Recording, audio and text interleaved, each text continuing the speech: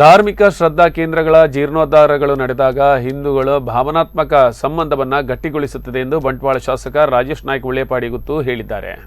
ಅವರು ಬಂಡಾಲ ಶ್ರೀ ಮಹಾಗಣಪತಿ ದೇವಸ್ಥಾನದಲ್ಲಿ ಡಿಸೆಂಬರ್ 22ರಿಂದ 26ರವರೆಗೆ ನಡೆಯಲಿರುವ ಪುನರ್ ಪ್ರತಿಷ್ಠಾ ಅಷ್ಟಬಂಧ ಬ್ರಹ್ಮಕಲಶಾಭಿಷೇಕದ ಪೂರ್ವಭಾವಿಯಾಗಿ ಆಮಂತ್ರಣ ಬಿಡುಗಡೆಗೊಳಿಸಿ ಮಾತನಾಡಿದರು. ಪ್ರತಿಯೊಂದು ಧಾರ್ಮಿಕ ಕೇಂದ್ರಗಳ ಅಭಿವೃದ್ಧಿ ಜೊತೆಗೆ ಮೂಲಭೂತ ಸೌಕರ್ಯಗಳನ್ನು ಪ್ರಥಮ ಆದ್ಯತೆಯಲ್ಲಿ ಒದಗಿಸಲು ಪ್ರಯತ್ನ ಮಾಡುತ್ತೇವೆ.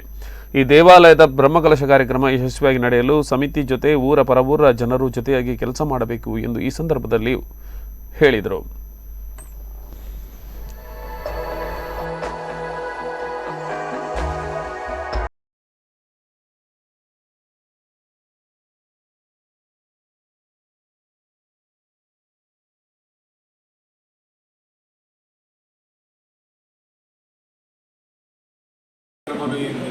ದೇವರ ಕಾರ್ಯಕ್ರಮ ಮುಂಚಿನದಾದ್ರೆ ಈ ಸರ್ತಿ ಐತ ಕೆಲಸದ ಒತ್ತಡದು ಭಾರಿ ಆಗ್ತದೆ ಜಾಸ್ತಿ ಬೆಂಗಳೂರಲ್ಲಿ.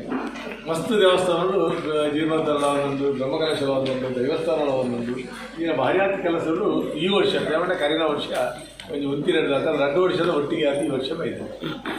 ಈ ದೇವಸ್ಥಾನ ಬಾರಿ ಪೊರ್ಲಾದು ಎಲ್ಲ ಒಂದೇ ಜಾಗ ಹೇಳಿ ಬಾಗುಡಿ ಈ ಊರಿನ ದೇವಸ್ಥಾನ ಎಂಟಾಗ ಆ ಊರು ಮಾತ್ರ ಇಲ್ಲ, ಒಂದು ಸುಖ ಶಾಂತಿ ಒಂದು ಸಿಕ್ಕುಡು ಬಂದ ಮಾತ್ರ ನಮ್ಮ